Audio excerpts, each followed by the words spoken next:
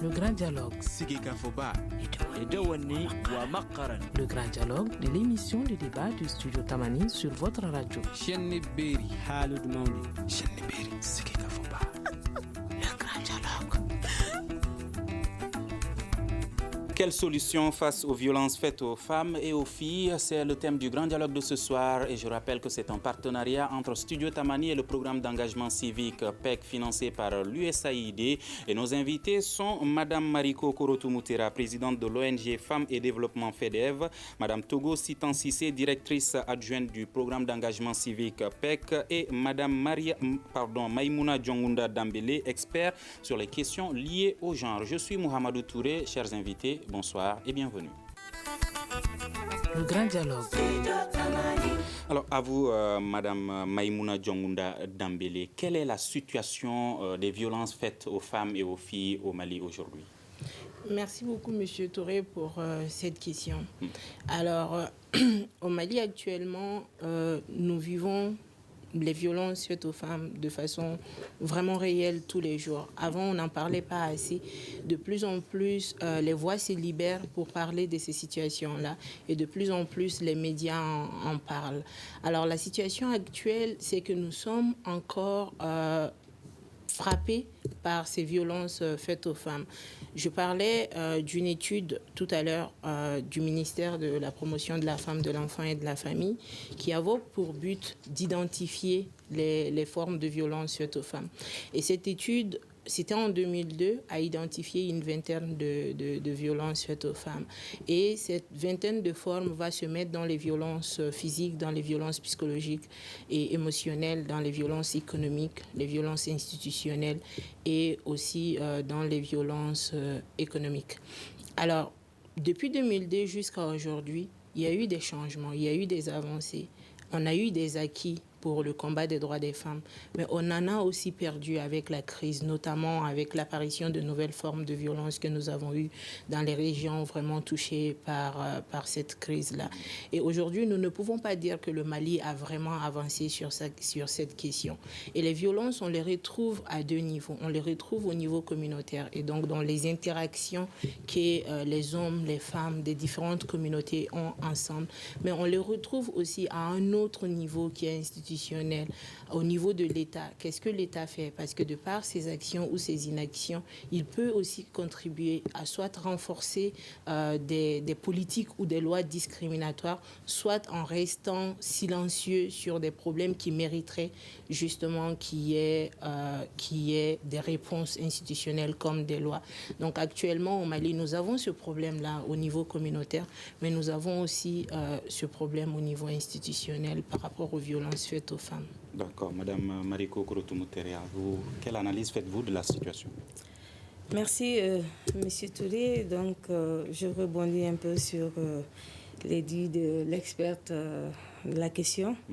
C'est vrai qu'au Mali, nous vivons diverses formes de violence, mais moi, j'aimerais m'appesantir sur les violences faites sur les petites filles en milieu scolaire.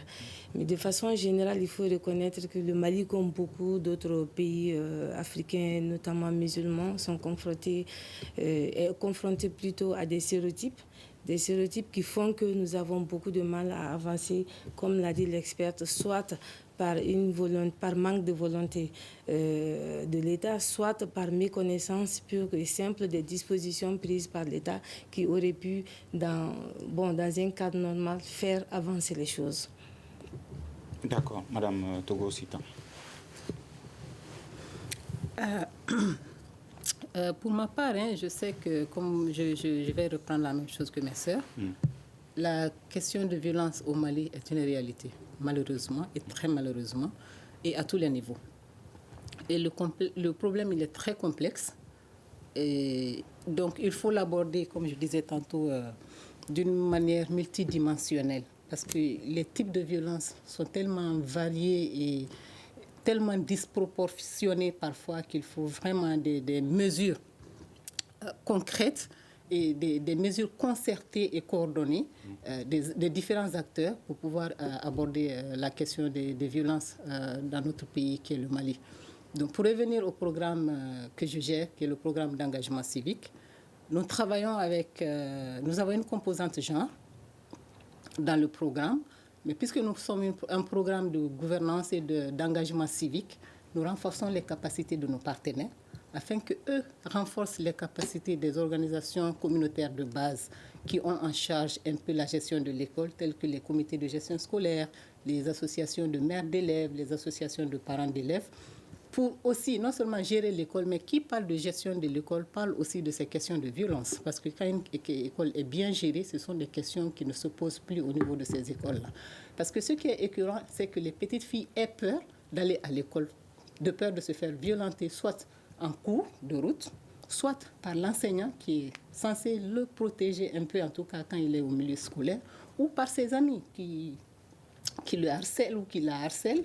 Moi, je pense que ça fait partie des causes de déscolarisation ou des causes d'abandon de l'école par les filles, mais malheureusement qui ne sont pas très, très, très bien dénoncées. D'accord. Maïmouna Djongda Dambélé, généralement, quand est-ce que ces violences commencent?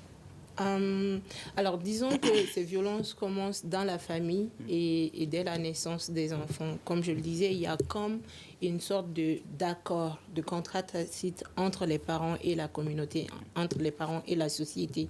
Dès que l'on est, que l'on soit fille ou que l'on soit garçon, déjà on commence à définir notre avenir. On commence à définir les habits que nous devons porter, les couleurs d'habits que nous devons porter, les activités que nous devons mener, comment nous devons être, comment nous devons parler. Et donc il y a toute cette éducation-là dans la société qui crée déjà des différences. Et très malheureusement, ce n'est pas quelque chose qui est égalitaire. C'est quelque chose qui vient donner un rôle plus important aux garçons, en tout cas en le plaçant devant à une position de supériorité. Et à la fille, on lui confère plutôt un rôle d'accompagnatrice. Elle doit accompagner l'autre à se réaliser. Et donc, dans certaines familles, vous verrez facilement les parents dire aux garçons qu'ils doivent se battre, qu'ils doivent se débrouiller parce qu'ils sont appelés à prendre une famille en charge. Par contre, aux filles, on leur dit qu'elles doivent apprendre à faire la cuisine. Elles doivent apprendre à gérer une famille parce que ça, c'est leur rôle futur. C'est ce que la société attend d'elles. Et comme je le disais tout à l'heure, même dans les bénédictions, même quand les filles à la maison apportent de bonnes notes, la bénédiction qu'on leur fait, toi tu es vraiment une bonne fille, que Dieu te donne un bon mari.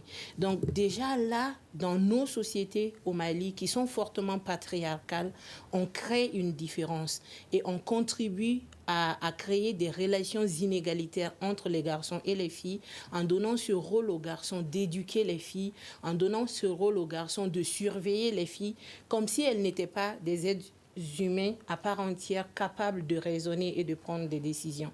Donc c'est quelque chose qui commence déjà dès le bas âge dans nos familles et ça dépend de l'éducation que nous donnons à nos enfants et de comment nous percevons leur futur dans la société et leur apport. Mais les parents donnant ces conseils, peuvent-ils ne pas vouloir le bien de leurs enfants, que ce soit filles ou garçons? Moi, je pense que les parents veulent toujours le bien de leurs filles. Ce sont juste des constructions sociales qui existent. Et on ne se rend pas compte, même souvent, en tant que personne ayant étudié et même ayant beaucoup travaillé sur les questions de genre, on se retrouve à renforcer les stéréotypes. Ce sont des constructions sociales qui sont très lourdes, qui existent vraiment. Et ces personnes-là ne sont pas... Enfin, les familles, les parents qui disent ça ne sont pas de mauvais parents. Ce ne sont pas de mauvaises personnes. Ce sont des personnes qui ont été éduqués dans ce sens-là, qui ont reçu cela. Et peut-être ils n'ont pas cette perception ou l'analyse de se dire que ce que je dis à ma petite fille aujourd'hui, c'est ce qui peut définir son demain. Quand je dis par exemple à ma fille que sa plus noble aspiration doit être de se marier, je n'envisage pas forcément que son activité favorite, ce sera de se coiffer, se maquiller et apprendre à bien marcher plutôt qu'à avoir de bonnes notes à l'école ou à envisager apprendre dans l'avenir. Donc les gens ne se disent pas toujours ça parce que ce sont des prérequis, ce sont juste des choses dont nous avons hérité et que nous voulons perpétuer.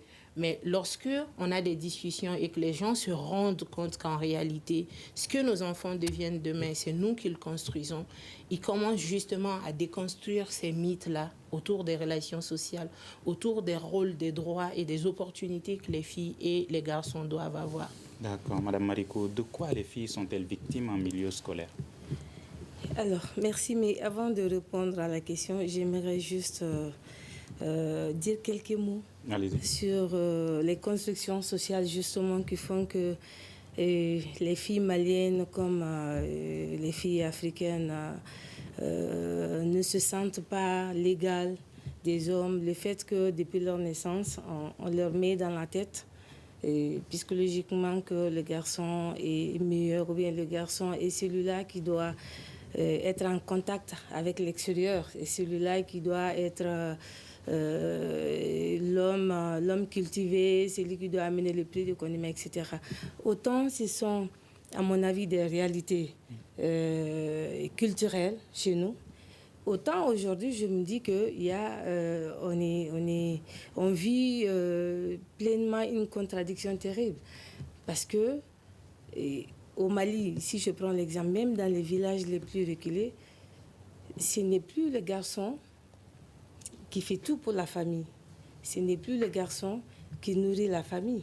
C'est aussi les filles. Ça me fait penser aux saisonnières qui viennent à Bamako ou dans les capitales régionales pour travailler peut-être 9 mois sur les 12 et rentrer à la maison. En réalité, ce sont ces filles aujourd'hui qui majoritairement prennent en charge leur famille pour la simple raison que si une fille d'une famille a la chance de venir à Bamako, pendant la saison des pluies, alors le papa, il exige que la maman de la fille en question apporte la contrepartie de sa fille qui n'est pas au champ. Donc la fille envoie son salaire qui la représente en fait dans le champ. Donc elle investit, c'est qu'elle gagne. Donc ça veut dire que c'est des réalités d'antan, mais aujourd'hui qui ne tiennent plus. Mais qu'est-ce qui fait qu'on n'avance pas? Qu'est-ce qui fait qu'on reste toujours avec ces stéréotypes-là qui font que, voilà, il y a les malentendus, etc. Moi, je pense qu'on se plaît là-dedans. Autant on se plaît là-dedans, mais autant aussi je me pose la question, est-ce que on peut qualifier ces cas-là précisément de violence, des violences faites aux femmes? Je pense que c'est une injustice. Je pense que c'est de sous-estimer la fille parce que j'ai été élevée dans une famille comme telle et j'aimerais que ma fille, etc., etc. Moi, je pense qu'il faut peut-être essayer de scinder un peu. Ça me ramène à la question de la violence. Moi, je pense qu'il y a des cas de violence qui sont d'actualité et qui causent beaucoup de tort aujourd'hui à la société. Ces cas de violence, c'est quoi? À ma grande surprise, c'est les conclusions d'une étude qu'il a révélée, disons. Et c'est une étude que j'ai conduite moi-même à l'Interfleuve, Djenné Massina Nyono. Et j'ai été surprise par les mères de famille qui, au lieu de répondre, en tout cas, aux questions que je leur avais posées, parce que c'était tout un autre sujet, m'ont ramené sur un terrain glissant, sur un sujet qui les préoccupait. Et ce sujet-là, c'était quoi? C'est la déscolarisation de leurs filles. Je reprends textuellement ce qu'une femme m'a dit. Elle m'a dit, si on ne fait rien, si rien ne se fait d'ici quelques années, vous savez que l'Interfleuve, c'est le lieu des conflits intercommunautaires au Mali. Tout le monde le sait. Mais dans les années à venir, vous pouvez vous assurer que cette question de violence faite aux filles en milieu scolaire et dans les familles d'accueil, elle a dit précisément dans les familles d'accueil, sera le sujet d'actualité pour les conflits intercommunautaires. J'ai dit, mais qu'est-ce qui se passe? Expliquez-moi. Et quand elle a dit, toutes les autres femmes, c'était lors d'un focus group, ont tous d'un signe de la tête, ah oui, vraiment, c'est comme si c'était un grand ouf de soulagement. Alors j'ai dit, expliquez-moi qu'est-ce qui se passe. Elles ont entrepris de m'expliquer. Elles me disent, bon, vous savez que la couverture scolaire dans notre zone est déplorable. Nos enfants, à partir de la 3e année, pour certains, à partir de la 4e année, et pour la majorité, à partir de la 6e année, doivent changer de village. Elles doivent quitter leur famille pour rejoindre la commune, pour pouvoir aller à l'école. Alors, puisque l'État n'a plus les moyens de tenir les internats, D'ailleurs, les internats au niveau primaire, ça n'a jamais existé au Mali. Je sais qu'il y avait les cantines scolaires dans les temps sous Modibo, si je me trompe. Donc, les cantines scolaires n'existant plus, qu'est-ce que l'administration fait et qu'est-ce que les familles font? C'est de trouver des familles d'accueil pour ces petites filles. Et malheureusement, ces familles d'accueil qui, dans le temps, étaient une seconde famille pour les enfants, garçons et filles, et particulièrement pour les petites filles, avant, si on le faisait, on se dit c'est à 100% sûr que la petite fille bénéficiait des mêmes types d'éducation dans cette famille d'accueil que dans sa famille paternelle. Mais qu'est-ce qui se passe? Elles ont dit, aujourd'hui, nos filles dans les familles d'accueil sont agressées. Si ce n'est pas par les chefs de famille, c'est par les enfants du chef de famille ou simplement par d'autres élèves qui sont accueillis par cette famille d'accueil. Agressés, frappés? Non, agressés sexuellement. Okay. C'est des filles qu'on arrive à tromper. Et elles ont ajouté, nos filles, nous envoyons nos filles à l'école dans la commune, nos filles nous reviennent enceintes. Je vous assure que j'avais la chair de poule. J'étais très perturbée. Perturbée pour deux choses. Perturbée pour ces petites filles, mais perturbée aussi de voir jusqu'à combien le Mali profond est en train de se perdre en termes d'éducation, en termes vraiment de dignité humaine, simplement, de dignité humaine. Et quelqu'un envoie sa fille chez toi, une petite fille de moins de 15 ans. Je me posais la question, comment cette fille peut être engrossée par un chef de famille, par le fils du chef de famille, qui devrait considérer cette fille comme sa propre fille, le garçon ou les garçons qui devraient considérer cette fille comme leur propre petite sœur, ou simplement d'autres garçons. J'ai dit ça, c'est extrêmement grave. Donc, à mon avis, ça, c'est des cas de violence. Je parle sous le contrôle de l'experte. Je pense qu'il faudra prendre peut-être approfondir la recherche et créer rapidement un cadre pour que ce problème-là ne prenne pas de l'ampleur. Nous, à notre petit niveau, nous avons un projet actuellement avec PC Mali, financé par l'USAID. Nous allons en parler tout de suite pour les solutions. Alors, Madame Togo, aujourd'hui, est-ce que vous pensez que les filles, les femmes également n'ont pas leur part de responsabilité dans cette situation?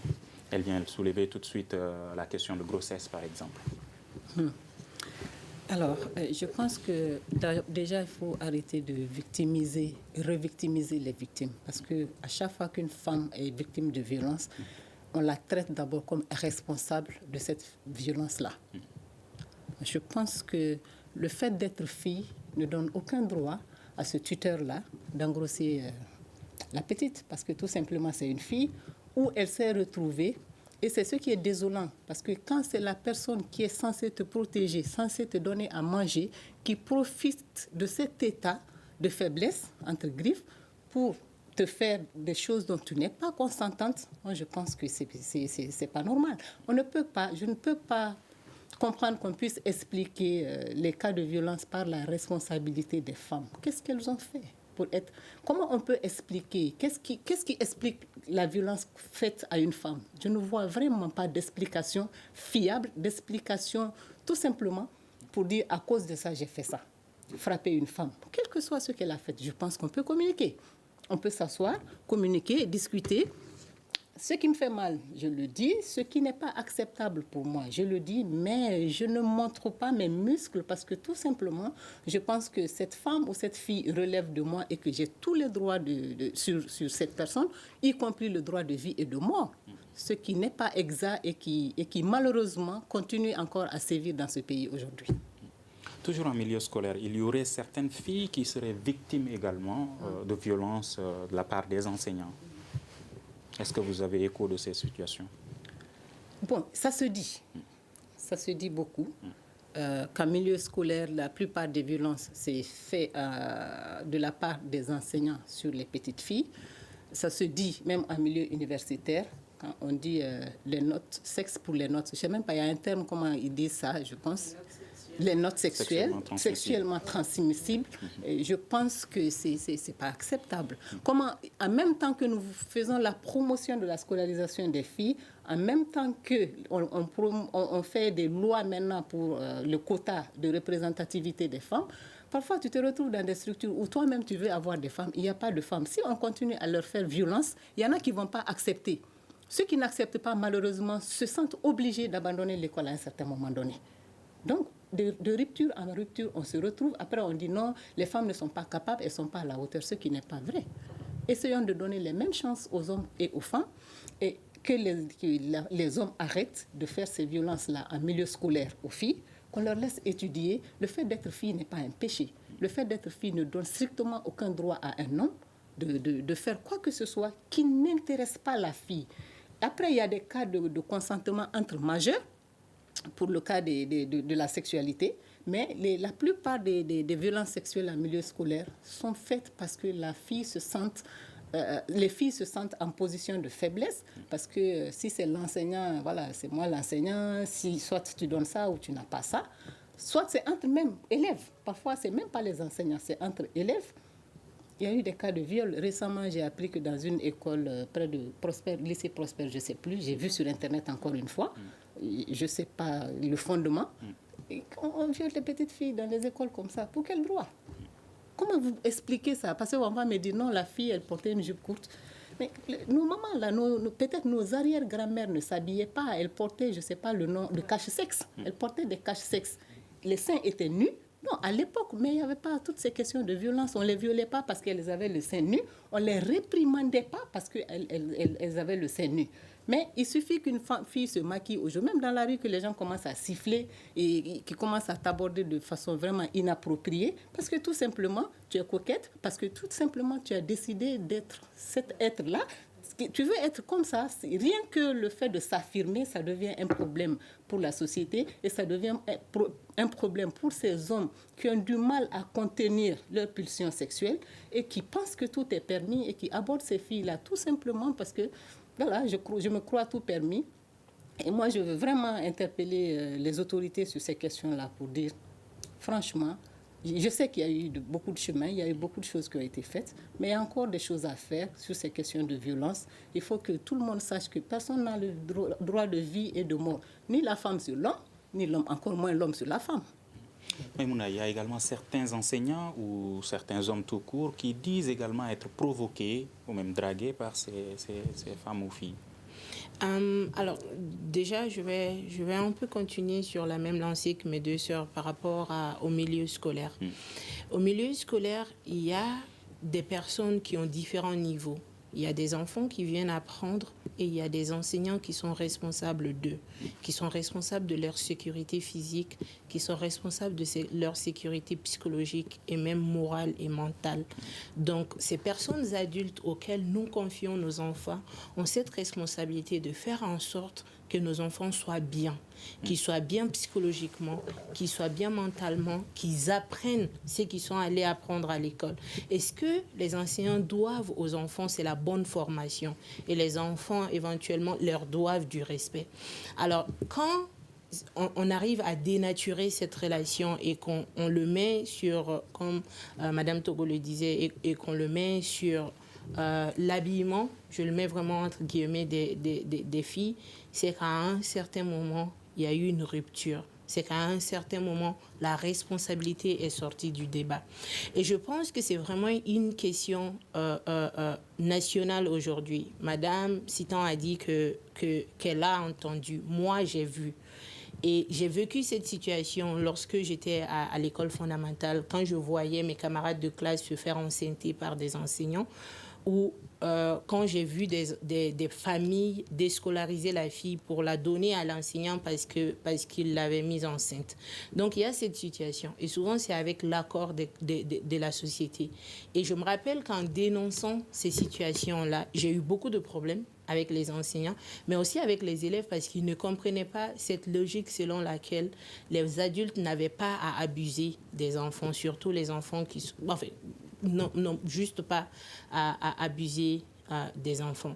Rien ne justifie la violence. Rien. absolument rien ne peut justifier la violence.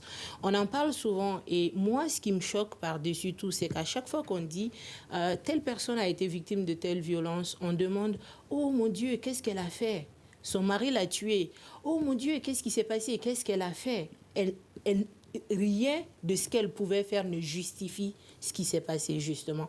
Rien ne justifie les violences sexuelles, ni l'habillement, ni les propos que la personne peut tenir, comme rien ne justifie les violences physiques. Je vais vous donner un exemple tout simple. Dans nos familles, est-ce que les femmes sont les seules à commettre des erreurs? Non, les hommes aussi. Mais lorsque, par exemple, l'homme qui est le chef de famille selon la loi au Mali fait des erreurs ou a des actes d'inconduite, on l'appelle, on le fait asseoir et on lui parle. On lui parle de cela en lui disant ce qu'il a fait, que ce n'était pas bien, en lui donnant des conseils. Et pourquoi ce même traitement ne s'applique pas aux femmes? Pourquoi on donne ce droit-là à l'homme de corriger, je mets encore entre guillemets, la femme en lui portant préjudice physique ou moral, juste parce que c'est une femme. Et donc, je reviens pour dire que rien, absolument rien ne peut justifier la violence. Et aujourd'hui, il est de la responsabilité de chacun, à commencer par les autorités, l'État, justement de faire valoir cela, que nous sommes des êtres humains. Ça, c'est le plus important. Le garçon doit voir en la fille son égal, une personne, un être humain qui a des droits comme lui. Et la fille doit voir au garçon cet être humain qui est son égal, qui a les mêmes droits et qui doit avoir les mêmes opportunités qu'elle, pour que nous puissions grandir avec cette égalité. Et étant adulte, c'est seulement cela qui peut, à mon avis, corriger cette situation. Parce que vous allez voir, et ces derniers temps, dans le cadre des séjours d'activisme, je suis beaucoup les réseaux sociaux. Et il y a beaucoup de discours que les gens tiennent. Les gens disent, ne frappez pas les femmes parce que ce sont nos mamans, ce sont nos sœurs, ce sont nos femmes. Mais les hommes aussi sont nos pères, nos maris et nos frères. Je pense que ce discours ne tient pas, ce n'est pas la raison. Mais on ne doit pas frapper la femme parce que c'est un être humain, parce que c'est notre égal, parce qu'il y a une dignité humaine qui doit être préservée. Et il est vraiment de la responsabilité et des communautés et de l'État et des partenaires des femmes, que ce soit dans leur vie privée ou leur vie publique, de veiller à ce que cela soit une réalité. Vous mettez entre guillemets le rôle de l'homme comme chef de famille. Est-ce que cela veut dire qu'il faudrait également revoir ce rôle? Déjà, je pense qu'en début de débat, je disais que nous vivons au Mali et que la plupart des sociétés au Mali sont patriarcales. Et l'autorité religieuse, économique, sociale et même politique, c'est détenu par les hommes. Donc, quel que soit l'aspect, on voit à l'homme tout de suite le chef de famille. Ce n'est pas forcément qu'il joue le rôle. Parce que, en fait, quand les gens disent chef de famille, ils mettent un contenu. Ce n'est pas forcément qu'il joue ce rôle-là, que le contenu est là. Mais souvent, on voit juste un homme et on dit qu'il est le chef de la famille. Et malheureusement, à mon avis, très très malheureusement, la loi est revenue sur cette question-là. Est-ce que ça veut dire que je suis en train de remettre en cause notre organisation sociale? Non, jamais, je ne le ferai pas. Mais je pense que une loi n'a juste pas à dire que telle personne est le chef. Une loi doit plutôt promouvoir le respect, la communication et l'assistance mutuelle entre les conjoints et non faire une hiérarchisation des rôles dans le foyer. Parce que l'appellation chef des familles va aussi avec des responsabilités parce que cette même loi dit que l'homme est responsable de la famille et donc responsable des femmes, des enfants et de toutes les charges de la famille et que la femme éventuellement, si elle a les moyens, peut contribuer. Donc déjà, je pense que ce n'est pas vraiment en faveur des hommes cette disposition-là où on fait comme une alternative que la femme puisse contribuer dans un foyer auquel elle est partie prenante entièrement. Donc je pense que oui, on aurait dû mieux mettre l'accent sur l'assistance mutuelle, sur le respect mutuel, plutôt que sur une hiérarchie des rôles dans le foyer. D'accord. Madame Mariko, je vous donne la parole tout de suite. Madame Togo, il semblerait également dans la même lancée qu'il y a certains hommes également qui violentent leurs femmes, qui disent qu'ils sont le chef alors qu'ils ne payent pas le prix comme du mois et ils mangent très bien chez eux. Bon. Alors, déjà, la base, c'est que rien de tout cela ne doit expliquer la violence que cet homme-là va faire à sa femme.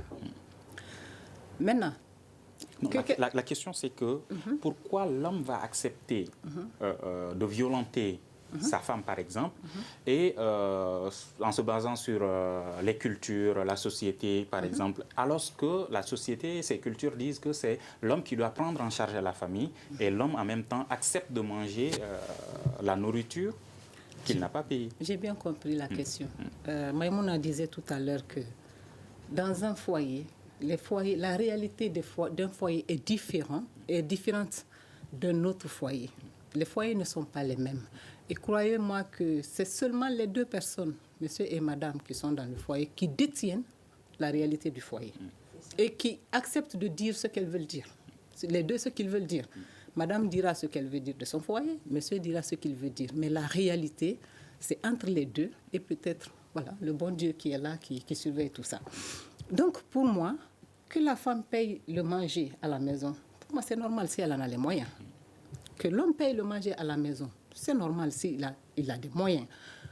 Mais que l'homme se dise chef, violente sa femme parce qu'il est chef, ça ne s'explique pas. On peut être chef sans violenter. On peut être chef, d'accord, peut-être que tu es chef, tu te perçois comme chef, c'est bon. Quand c'est accepté comme ça, cela ne te donne pas le droit d'être violent. Déjà, dès qu'un chef devient violent, pour moi, ton pouvoir, c'est-à-dire je ne perçois pas ce pouvoir-là. Parce que dès que tu as le pouvoir déjà, tu as tout. Celui qui a le pouvoir, je pense que c'est lui qui doit être calme. Parce que tu as ce pouvoir déjà. Pourquoi tu ajoutes la violence à ce pouvoir-là?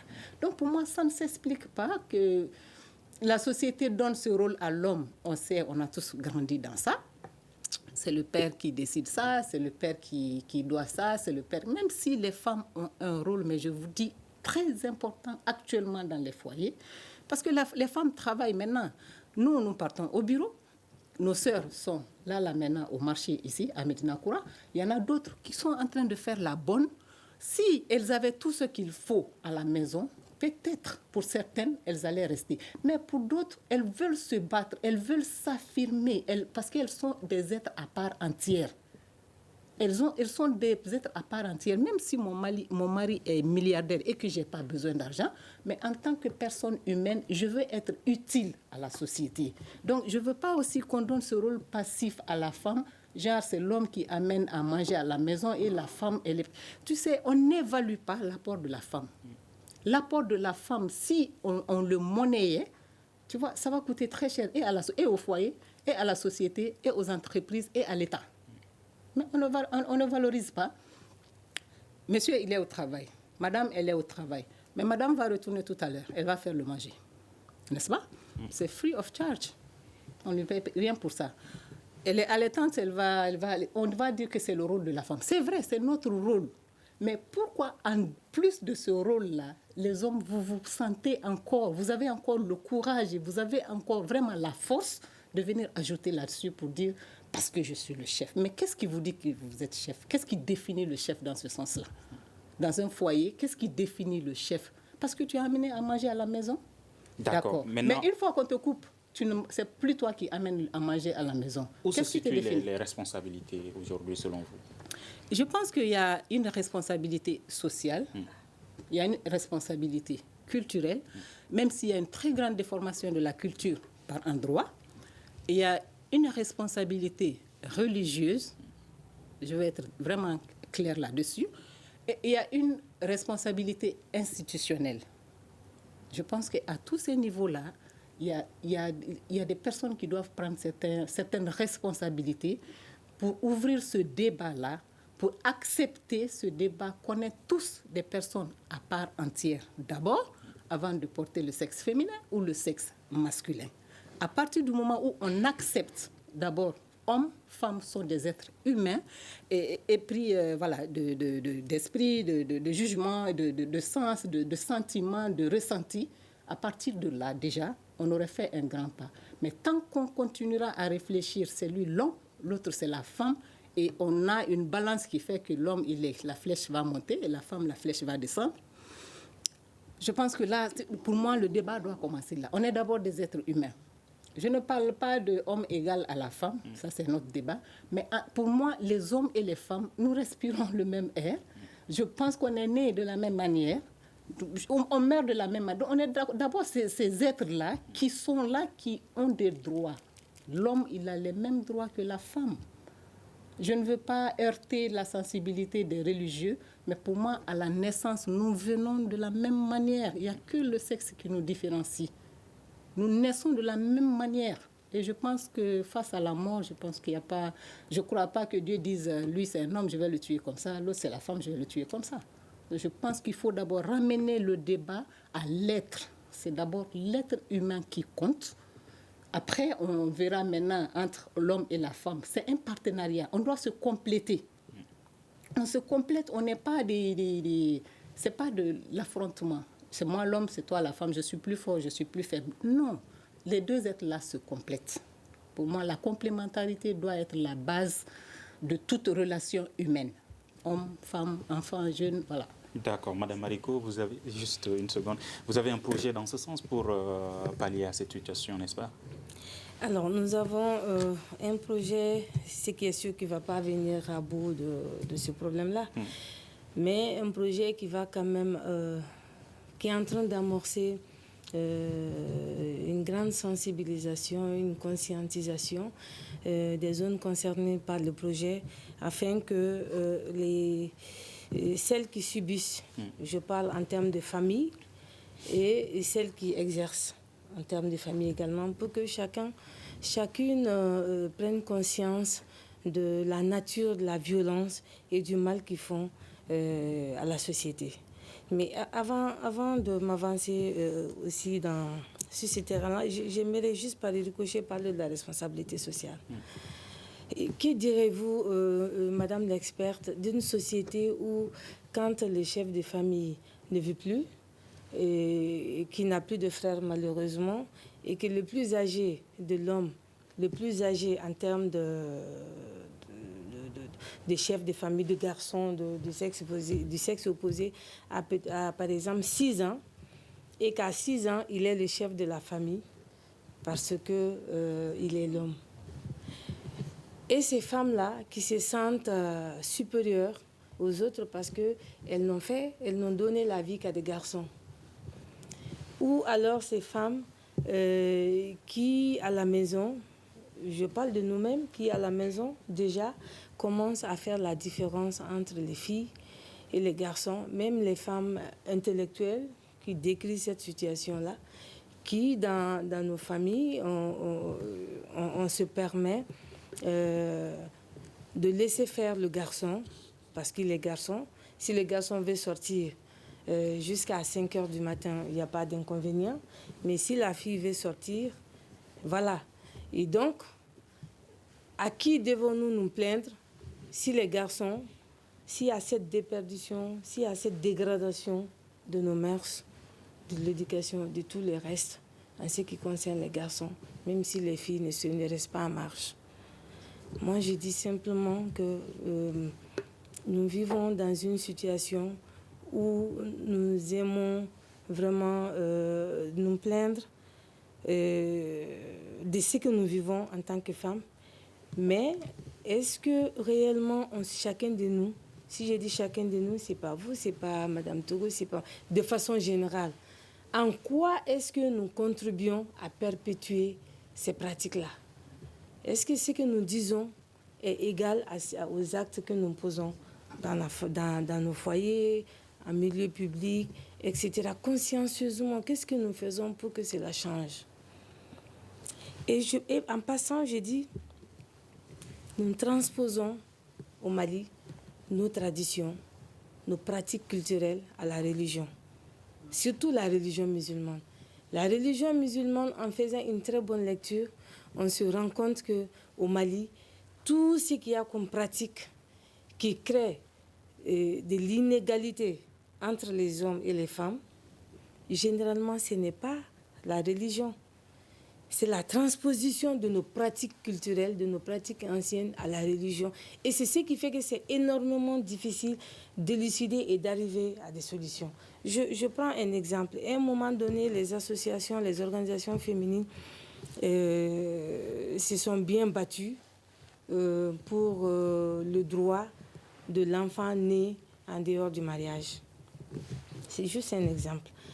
À l'époque, bien que je sois engagée dans ce combat, j'ai pris quand même un peu de recul, j'ai réfléchi. Parce que les religieux étaient en face des organisations féminines et ça a fait un clash. J'ai réfléchi parce que je savais à l'avance que la religion musulmane prévoit quelque chose pour l'enfant né hors mariage. Et j'ai engagé une discussion avec un groupe de femmes. J'ai dit, mais par exemple, est-ce que vous savez que la religion musulmane prévoit que l'enfant né hors mariage bénéficie de tout ce que le papa veut lui donner de son vivant. C'est-à-dire que le père, il a le droit, il a la possibilité, sur le plan de la religion musulmane, de donner à son enfant hors mariage tout ce qu'il veut. S'il veut, il lui donne tout. Mais c'est qu'il lui a donné vivant. J'ai dit, vu que nous sommes dans un pays musulman, nous sommes dans un pays fortement culturel, si nous voulons avancer dans notre combat, est-ce que nous ne devons pas réfléchir et voir ce qui peut marcher facilement et par ricochet, faire passer des choses que nous voulons passer au lieu souvent d'aborder ces problèmes. J'ai fait un ricochet juste pour dire qu'il y a bien des choses que nous pouvons réussir, souvent nous les femmes. Mais la question que je me pose, est-ce que nous en avions conscience? Est-ce que nous réfléchissons réellement partant des possibilités que nous avons, de nos religions que nous pratiquons? Ça peut être la religion musulmane, la religion chrétienne, etc. Le Mali est un pays laïque. Est-ce que toutes les mesures sont prises en compte? C'est ça? Voilà. Est-ce que toutes ces mesures sont prises en compte, Maïmouna? Je pense qu'on en avait déjà parlé au tout début. Et je pense que toutes ces mesures ne sont pas prises en compte. Mais que faire maintenant? Actuellement, quelles sont les réponses que nous apportons? Moi, sur différentes initiatives, sur le plan professionnel, nous avons eu à travailler sur les questions, toutes les questions que nous sommes en train d'aborder de violence. Et à un moment, nous nous sommes rendus compte que ce qu'il fallait, c'était déjà déconstruire le modèle reçu de comment être une bonne femme et de comment être un homme. Parce que quand le garçon est tout petit et qu'à chaque fois qu'on lui dit « sois un homme », est-ce que c'est forcément pour poser un acte qui lui est bénéfique? Ou c'est juste pour poser un acte que la société trouve correct? Les femmes que nous trouvons être des femmes modèles, est-ce que ce modèle de genre féminin, c'est ce qui doit encore continuer? Est-ce que c'est réel? Est-ce que ça va avec les réalités d'aujourd'hui? Donc nous travaillons sur ces questions qu'on appelle les masculinités.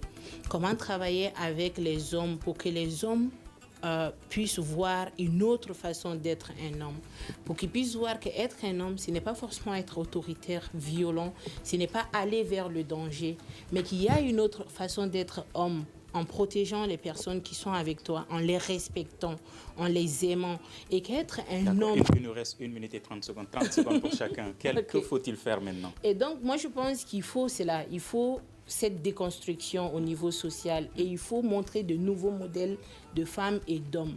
Moi, je pense que ce qu'il faut aussi, c'est l'éducation que nous donnons à nos enfants à la maison. Non seulement apprenons à nos filles à être de bonnes jeunes femmes, mais apprenons aussi à nos garçons à être de bons jeunes hommes. Et je pense enfin qu'il y a vraiment cette responsabilité de l'État d'accompagner toutes les initiatives prises par les différents projets et la société civile par des lois et des politiques fortes qui protègent les femmes. D'accord. 30 secondes à vous, madame. Alors, je pense que Maïmouna, elle a carrément marché sur ma langue. D'accord. Parce que justement, je pense que l'État a un grand rôle à jouer. Elle l'a déjà dit, je ne vais pas le répéter. Et la déconstruction sociale aujourd'hui, elle est fondamentale. On n'arrivera absolument à rien du tout si nous ne faisons pas cette déconstruction. Parce que l'autre a pris tellement le terrain qu'il faut, pour arriver à quelque chose, il faudrait déconstruire et amener les gens à refonder à créer, voilà, pour à créer, avoir une bonne solution. Justement. Pour moi, je pense qu'il y a du chemin qui est en train d'être fait quand même. Il y a toutes ces activistes, femmes activistes aujourd'hui qui s'élèvent pour dénoncer des cas de violence. Nous, pour d'autre part, dans le programme d'engagement civique, comme on le disait, pour nous, la clé, c'est le renforcement des capacités de la communauté, parce que ça se joue au niveau communautaire. Ça se joue, les cultures, c'est vrai, c'est assez déformé dans les villes, mais dans les communautés, c'est assez ancré. Donc, comment former ces communautés-là afin qu'ils comprennent ces cas de violence, afin qu'ils prennent en charge... La formation et la sensibilisation. La formation, pour moi, la sensibilisation et le dialogue. Mais pour les partenaires, il faut des actions concertées. D'accord. Merci beaucoup à nos trois invités, Mme Mariko Korotumu Tera, Mme Togo Sitan Sissé et Maïmouna Djongunda Dambélé. Je rappelle que le débat est un partenariat entre Studio Tamani et le programme d'engagement civique PEC financé par l'USAID. Merci à nos invités, à la régie vidéo Mamadi Keïta et Gagné Kanté, à la régie audio Fili Dambélé. Je suis Mohamedou Touré. À demain pour un prochain numéro du Grand Dialogue de Studio Tamani. Le Grand Dialogue. Le Grand Dialogue de l'émission de débat du Studio Tamani sur votre radio.